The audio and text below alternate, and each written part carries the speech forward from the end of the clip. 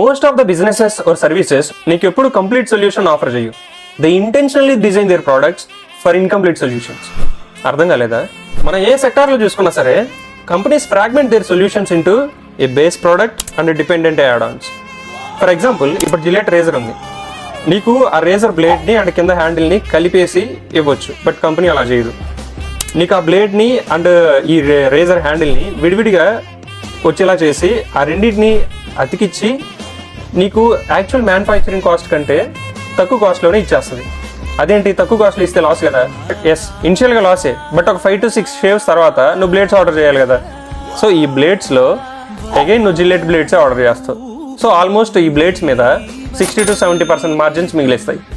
And HP printer లాస్లోనే అమ్ముతారు, but ink మీద 60 to 70% మార్జిన్ ఉంటుంది. కాఫీ మిషన్ తక్కువ కాస్టే ఉంటుంది, లాస్లోనే అమ్ముతారు ఈవెన్.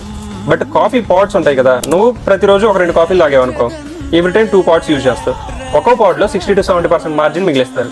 సో అట్లాగా కంపెనీస్ అనేవి ఒక డిపెండెంట్ యాడ్-ఆన్స్ మీద ఒక రికరింగ్ రెవెన్యూ మోడల్ని జనరేట్ చేస్తాయి అనమాట. ఇది ఏ సెక్టార్ అయినా సరే, ఆటోమొబైల్, ఎలక్ట్రానిక్స్, ఏదైనా సరే. సో దీని మీద నీ ఒపీనియన్ ఏంటి? Comment yes if you agree this. And నీకేమన్నా వేరే కేస్ స్టడీ తెలిసినా కింద కామెంట్ చేయి. సరే ఫ్రెండ్, ఉంటా మరి, bye. Thank you for watching.